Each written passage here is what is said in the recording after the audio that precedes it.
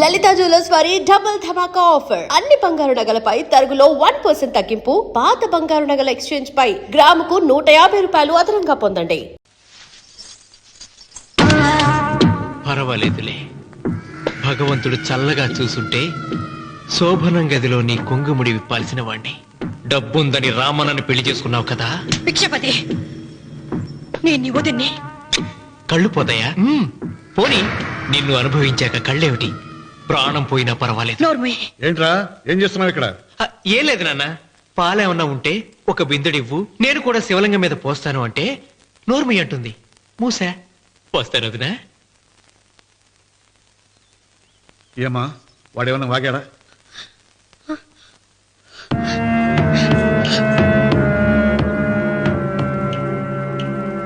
భిక్షపతి, అవును, అసహ్యంగా చండాలంగా వాగాను.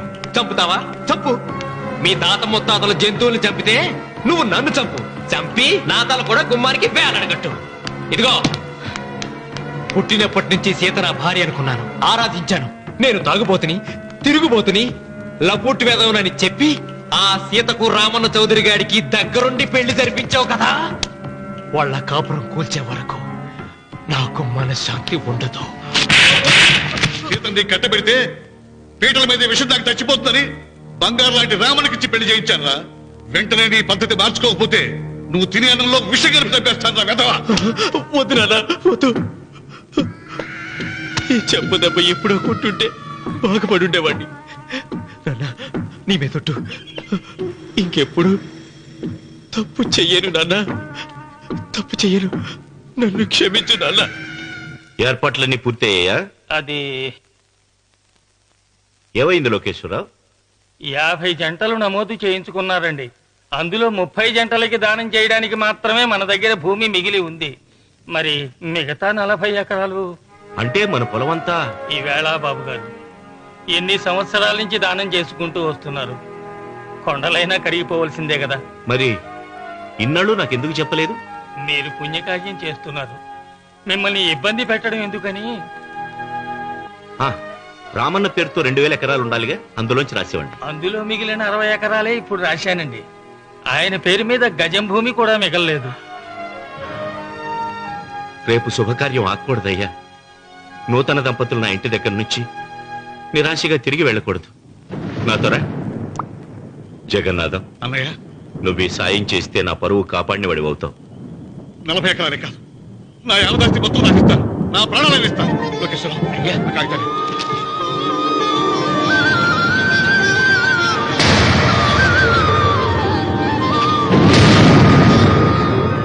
మీ కుటుంబం 10 కాళ్ళ పాటు చల్లగా ఉండాలయ్యా.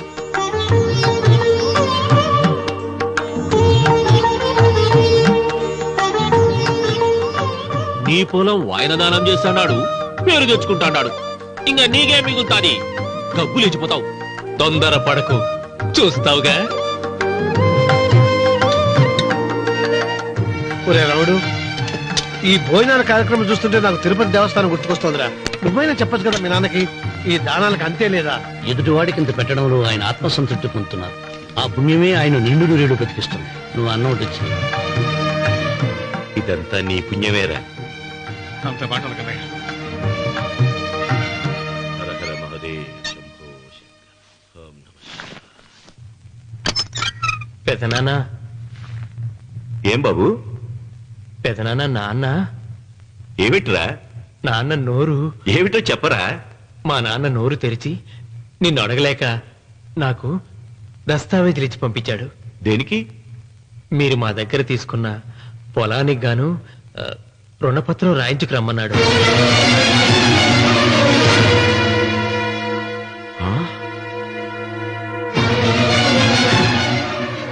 నా తమ్ముడు రుణపత్రం అడిగాడా? అయ్యో, సంతకం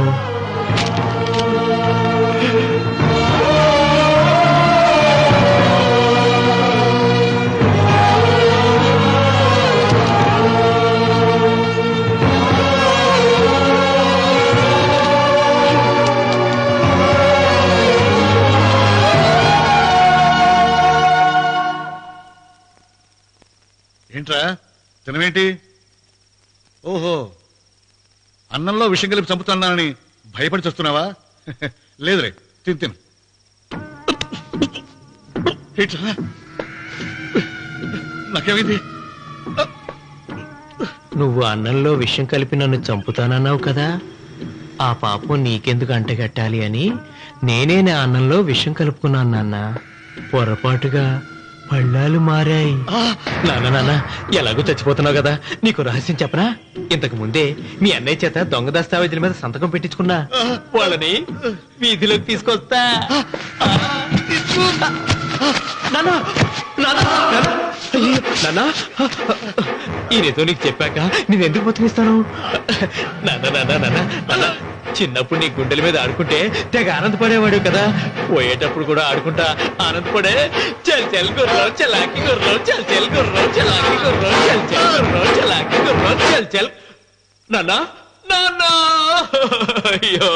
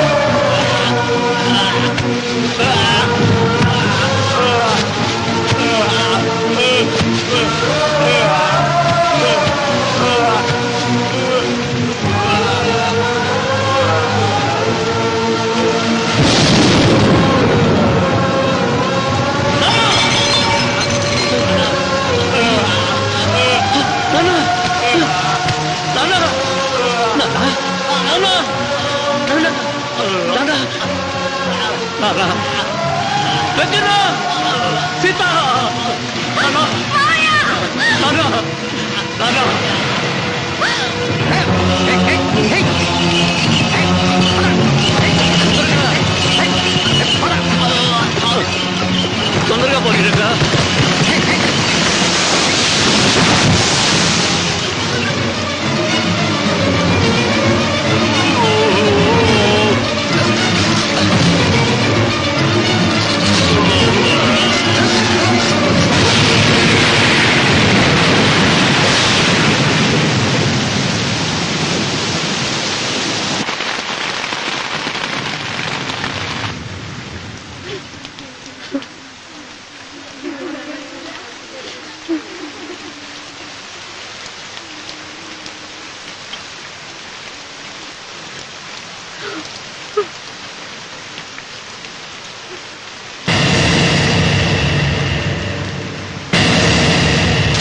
అందరికీ నమస్కారం. ఇది మా పెదనాన్న సంతకం పెట్టిన దస్తావేజు. అక్కడ మా నాన్న లేడు, ఇక్కడ మా పెదనాన్న లేడు. కానీ మా పెదనాన్న మా నాన్న దగ్గర 50 లక్షల డబ్బు, 40 ఎకరాల పొలం తీసుకున్నాడు. ఏ లోకేశ్వరరావు చెప్పు. అవునండి, నేను సాక్షి సంతకం చేశాను. ఈ అప్పు ఎలా తీరుతుందో ఆ ధర్మాత్ముడి శవం అక్కడి నుంచి తీసేలోపు చెప్తే బాగుంటుంది. బిక్షపతి మతుందా నీకు? ఇదేనా అడిగే సమయం? ఆయన తగలబడిపోతే ఆయనతో పాటు ఈ నిజం తగలబడిపోతుంది. మా అన్నయ్య ఆ ధర్మాత్ముడు రక్తం పంచుకుంటాడు. ఏమయ్యా లోకేశ్వరరావు, మా అన్నయ్యకి మిగిలిన ఆస్తి ఏమిటి? ఈ ఇల్లు తప్ప ఏమీ మిగలలేదండి. సరే, 40 ఎకరాల కింద ఈ ఇల్లు పెట్టుకుంటాను. మిగతా 50 లక్షలు ఎలా ఇస్తావన్నయ్యా? ఏంటో నువ్వు మాట్లాడేది? మా రావుని ఒట్టి చేతులతో నడురోడ్డు మీద నిలబెడతావా? సరే, డబ్బు వద్దు, పొలం వద్దు, ఒక్కటిస్తే చాలు. ఏంటది? అది సీత దగ్గరుంది. అది ఇస్తే 50 లక్షల బాకీ రద్దు చేసుకుంటా. సీతారత్నం పుట్టింటి వాళ్ళు పెట్టిన 7 వారాల నగలున్నాయి. అవన్నీ నాకు ఇచ్చేస్తే నేను సరిపెట్టుకుంటాను.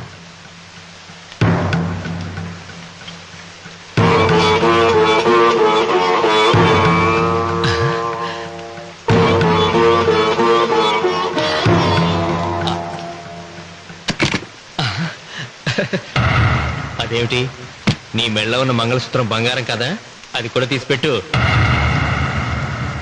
అన్నయ్య తీసేమని చెప్పు. నువ్వు కట్టాల్సిన తాళి మా రావుడు కట్టాలని ఖచ్చితంగా కదా ఈ పని చేస్తున్నావు. తప్పు మాట్లాడుతున్నావు శాస్త్రి. నాకు ఆ తాళి అక్కర్లేదు, ఆ 50 లక్షలు కట్టమను.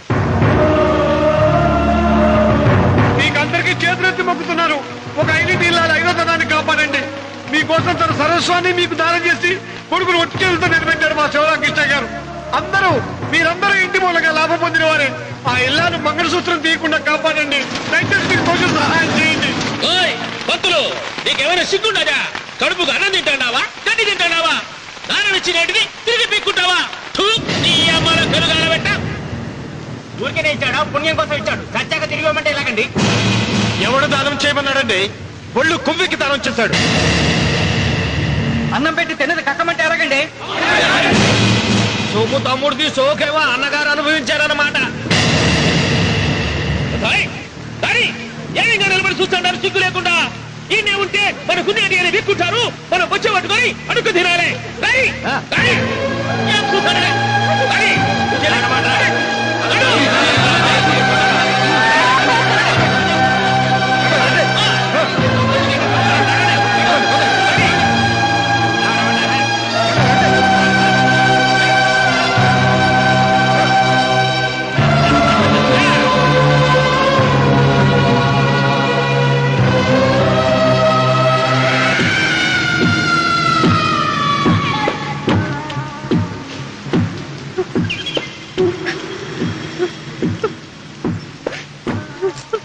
అమ్మ సీత,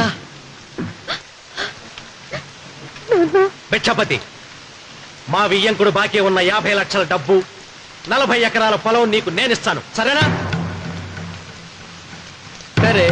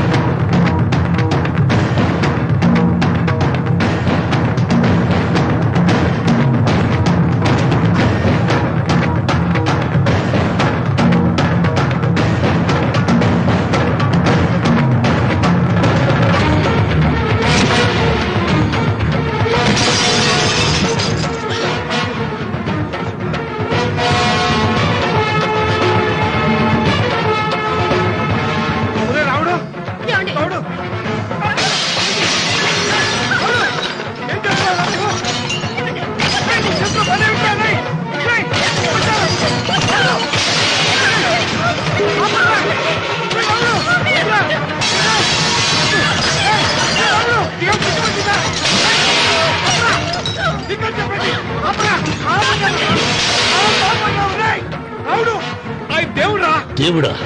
ఆయన దేవుడే అయితే 24 గంటలు శివ పూజ చేస్తూ దాన ధర్మాలు చేసిన మా నాన్నకు దిక్కులకి సౌరిస్తాడా?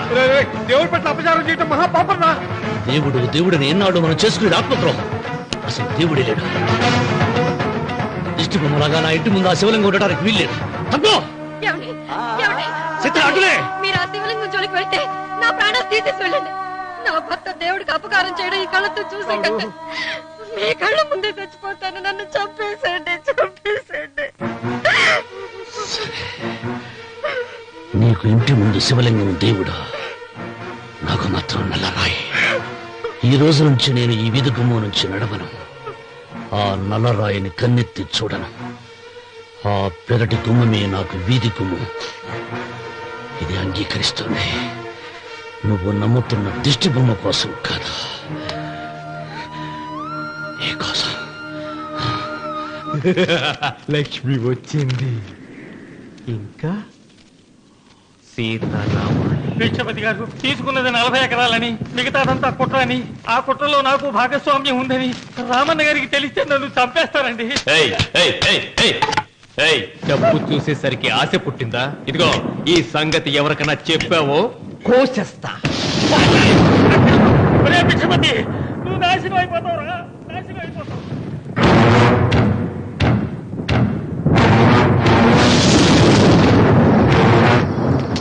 ఇంత రాత్రి పూట ఎక్కడికి వెళ్తావు నాయనా?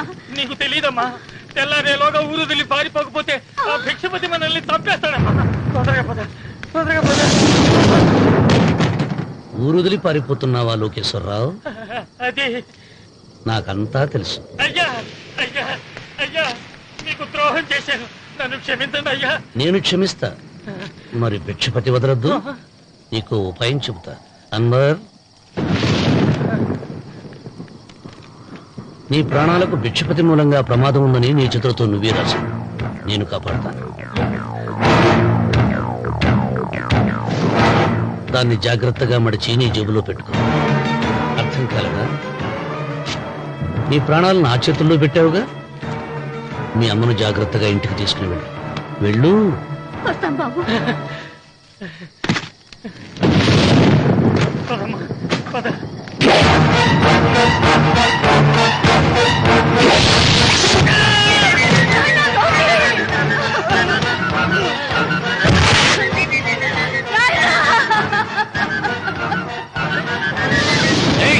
ఎడవకో, ఎడవకో. కన్నీళ్లు పెట్టేంత గొప్ప చరిత్ర కలిగిన వాడు కాదే నీ కొడుకు. అన్నం పెట్టిన మా నాన్న చావు కారణమైన వాడు. నీ కొడుకుని భిక్షపతి చంపాడని పోలీసులకు చెప్పాలి. అప్పుడే బ్రతికినంత కాలం నీకు నీ మనవరాలకి ప్రాణభిక్ష పెడతా. లేకపోతే అలాగే బాబు. అన్వర్, అయ్యా, వీడి శవాన్ని తీసుకెళ్లి భిక్షపతి ఇంటి ముందు